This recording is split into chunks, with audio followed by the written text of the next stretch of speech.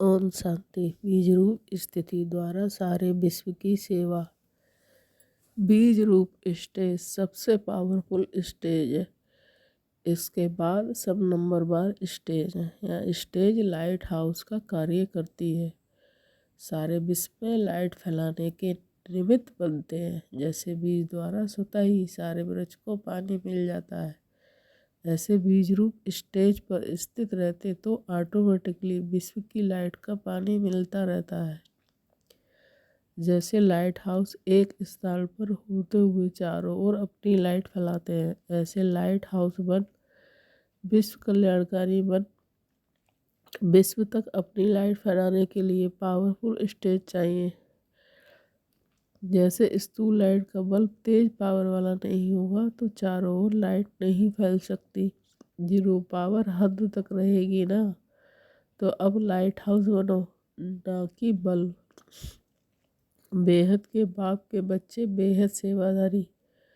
वर्तमान समय बेहद सेवा की आवश्यकता है, क्योंकि बेहद विश्व का परिवर्तन है। विश्व परिवर्तन करने के लिए पहले स्वयं का परिवर्तन करो। हर संकल्प में स्मृति रहे कि विश्व का कल्याण हो। सदा संपन्न आत्माओं की निशानियाँ। जो सदा सर्व खजानों से संपन्न हुआ वह सदा संतुष्ट होगा। असंतुष्टता का कारण है अप्राप्ति। जो भरपूर आत्माएं हैं वह अन्य आत्माओं को भी दे सकेंगे। अगर स्वयं में कमी होगी तो औरों को भी दे नहीं सकते। संतुष्टता अर्थात संपन्नता। जैसे बाप संपन्न है, इसलिए बाप की महिमा में सागर शब्द कहते हैं। ये संपन्नता को सिद्ध करता है। तो बाप समान मास्टर सागर बनो। नदी तो फिर भी सूख जाती है, संपन्न आत्माएं सदा खुशी में जाती हैं, नाचती हैं। खुशी के सिवाय और कुछ अंदर आ नहीं सकता। संतुष्ट आत्माएं संपन्न होने के कारण किसी से तंग नहीं होंगी। संबंध में भी कोई खिटखिट नहीं होगी। अगर होगी भी तो उसका असर नहीं आएगा। किसी भी प्रकार की उलझन या विघ्न एक खेल का अनुभव हुआ। समस्या भी मनोरंजन का साधन बन जाएगी, क्योंकि नालुचफुल होकर वह सदा निश्चय बुद्धि होने के कारण निश्चय के आधार पर विजयी होंगे, सदा हर्षित होंगे। वर्ल्ड सर्वेंट समझने से एक रस स्थिति का अनुभव। बाप दादा को सदा सेवादारी बच्चे याद रहते हैं, क्योंकि बाप का भी काम है वर्ल्ड सर्वेंट का। जैसे बाप वर्ल्ड सर्वेंट है, वैसे बच्चे भी सर्वेंट को सदा सेवा में और मास्टर याद रहता है।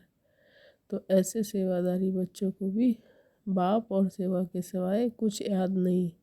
इससे ही एक रस स्थिति में रहने का अनुभव होता है। उन्हें एक बाप से एक रस का अनुभव होने के कारण और कहाँ भी आकर्षण नहीं जा सकती। यही पुरुषार्थ है और यही मंजिल है। बाप दादा सभी को तीव्र पुरुषार्थ की नज़र से देखते हैं। पुरुषार्थी रहेंगे तो मंजिल पर नहीं पहुँचेंगे। सर्व संबंधों का रस एक बाप से लेने वाले ही नष्ट हुआ। बाप को सर्व संबंधों से अपना बना लिया है। सिर्फ बाप के संबंध से नहीं, लेकिन सर्व संबंध बाप के साथ हो गए। अपना बनाना अर्थात बाप का खुद बनना।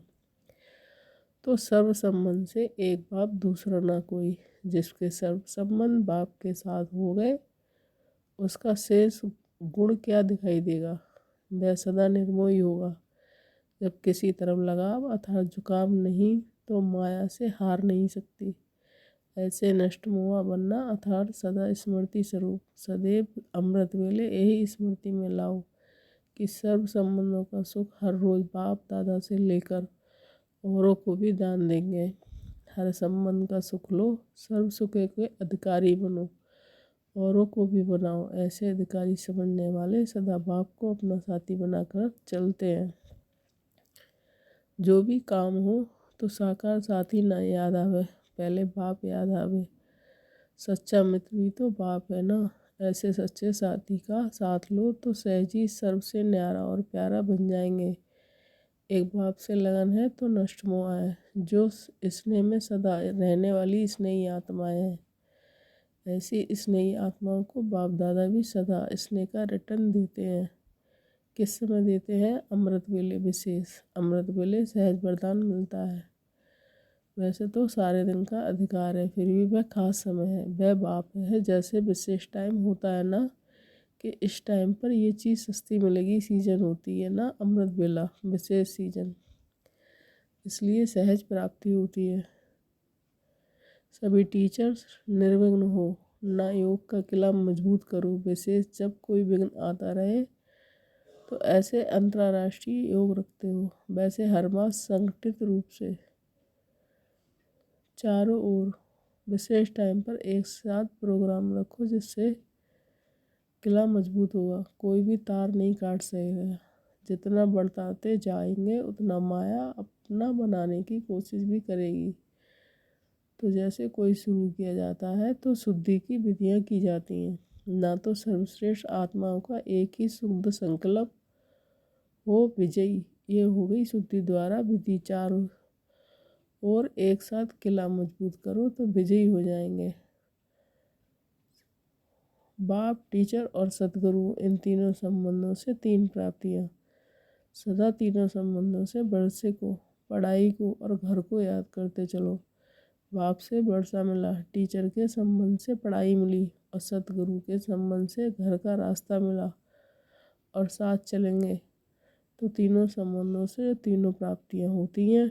वह संबंध और प्राप्ति सदा याद रहता है। समझते हो हम अपनी श्रेष्ठ आत्माएं जो परम आत्मा बाप, शिक्षक और सतगुरु बने हैं। इससे बड़ा भाग और किसी का हो नहीं सकता। ऐसा भाग तो कभी सोचा भी नहीं होगा कि सर्व संबंधों से परम आत्मा मिल जाएगा।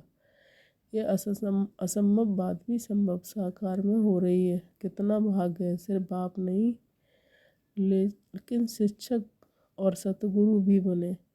जैसे भक्त लोग कहते हैं भगवान जब राजी हो जाता है तो छप्पड़ पार कर देते हैं, तो ये भी आकाश तत्व को पार कर देने के लिए आ गए ना। ये तो छप्पर फाड़ कर कहते हैं, लेकिन ये तो आकाश तत्व से पार रहने वाले पांच तत्वों को भी पार करके प्राप्ति करा रहे हैं।